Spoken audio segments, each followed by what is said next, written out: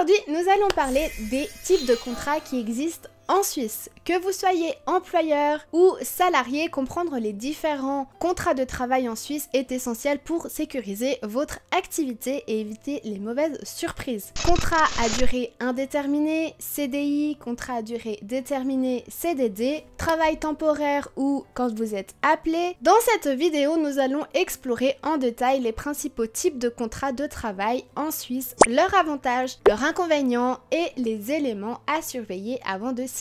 Et salut à tous, bienvenue dans une nouvelle vidéo. Moi c'est Lily, ici on parle principalement de la Suisse mais aussi de la France à travers des comparatifs. Je parle aussi essentiellement de la Turquie qui est mon pays d'origine. Bref, on explore ensemble ces trois cultures à travers différentes thématiques. Si mon contenu te plaît, je t'invite à nous rejoindre et on est parti pour cette nouvelle vidéo.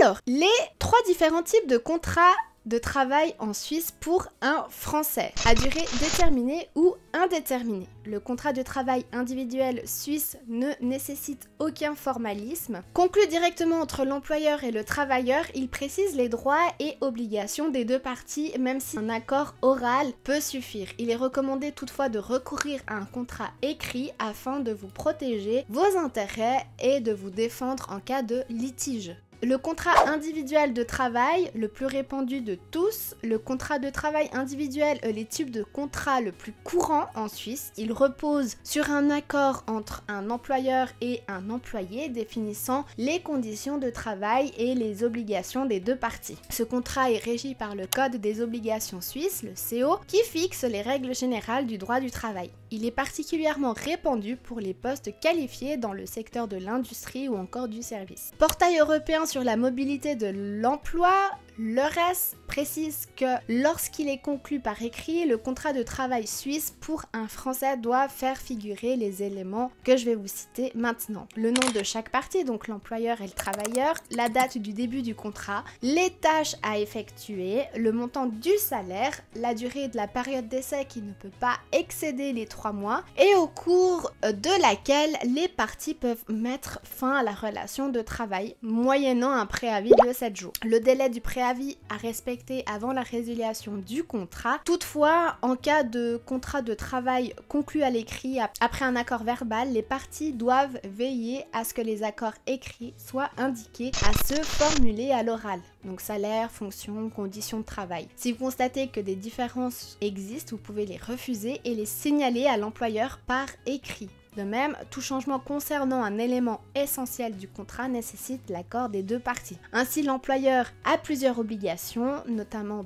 payer le salarié à la date convenue, assurer des conditions de travail sécurisées et respecter un délai de préavis en cas de licenciement. De son côté, l'employé doit exécuter son travail avec sérieux, respecter les instructions de l'employeur et éviter toute concurrence déloyale.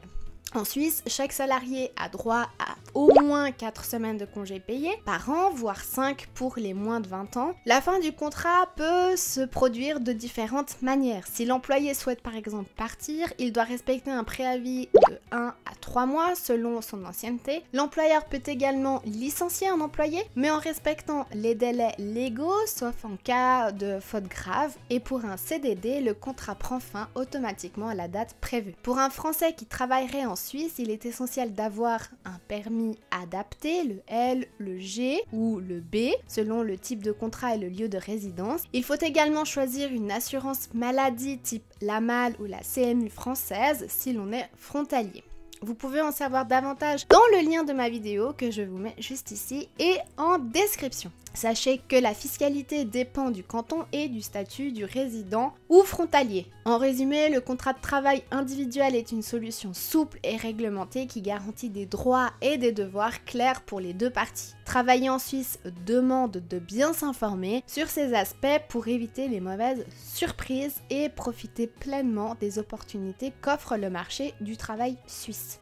Ensuite, vous avez la convention collective de travail qui est la CCT. En Suisse, cette convention est un accord donc entre les syndicats et les employeurs d'un secteur spécifique. Elle va définir des règles de travail plus précises que la loi, comme des salaires minimaux, des horaires de travail, les congés, les primes ou encore la protection contre le licenciement. Donc toutes les entreprises d'un secteur concerné doivent appliquer la CCT si elle est déclarée obligatoire par l'État. Sinon, seules celles qui adhèrent volontairement sont concernées. Donc il existe plusieurs types de conventions collectives de travail. Il y a les conventions de branche, par exemple, la CCT de l'industrie horlogère, la CCT de la location de services, les conventions d'entreprise conclues avec une entreprise qui va être unique, les conventions nationales s'appliquant donc à tout le territoire suisse et les conventions régionales limitées à certaines régions ou cantons. Les partenaires sociaux, eux, ont la possibilité de demander aux autorités compétentes fédérales ou cantonales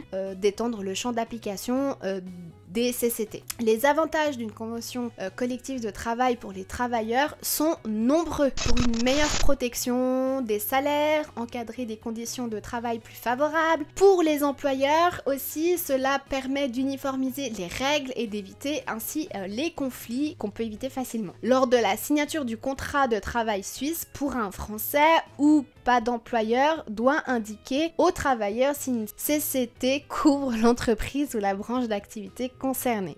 Si cela n'est pas le cas, le code des obligations s'applique. Le site de l'INIA permet de savoir si une entreprise ou une branche est couverte par une CCT. En résumé, la convention collective de travail est une garantie de conditions claires et avantageuses pour les employés, selon leur branche d'activité. Avant d'accepter un emploi en Suisse, il est donc utile, je pense, de vérifier si une CCT s'applique au secteur dans lequel vous êtes embauché. Le type de contrat de travail dédié au service à la personne ou au secteur agricole. Lorsqu'une branche est dépourvue de convention collective de travail, les autorités étatiques, confédérations ou cantons, ont la possibilité d'édicter un contrat type de travail, souvent mis en place dans les secteurs du service à la personne et de l'agriculture. Cet acte normatif permet de fixer les conditions minimales pour certains secteurs, notamment le service à la personne, garde d'enfants, aide à domicile, et aussi dans le domaine de l'agriculture. Contrairement à une convention collective, il n'est pas négocié entre syndicats et employeurs, mais imposé par l'État pour protéger ses travailleurs. Donc il existe deux types de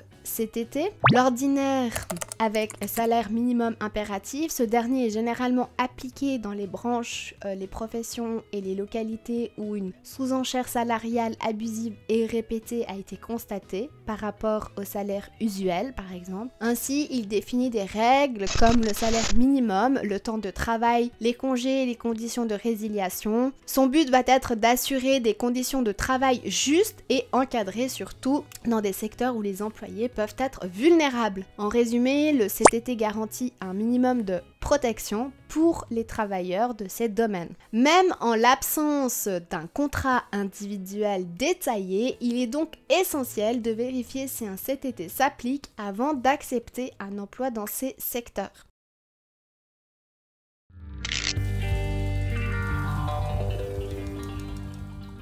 Alors, Suisse versus France, regardons ensemble les différences de contrats de travail. Donc, en France, les CDI et CDD sont très encadrés par le Code du travail, offrant une grande protection aux salariés. Licenciement difficile, indemnité élevée. En Suisse, les CDI et les CDD sont beaucoup plus flexibles, comme je voulais pu vous le constater, avec des délais de préavis plus courts et moins de formalités en cas de rupture de contrat. Les contrats de travail en Suisse et en France, bien qu'ayant des points communs, présentent des différences notables qui influencent les conditions de travail, la flexibilité ou aussi la rémunération. Voici les principales différences entre les CDI et les CDD en France et en Suisse. Commençons par la flexibilité. La durée des contrats en France, le CDI est la norme et offre une grande sécurité à l'employé. La résiliation d'un CDI est relativement encadrée et le licenciement nécessite un motif légitime, économique, personnel, faute grave. Les délais de préavis sont super longs avec des indemnités de licenciement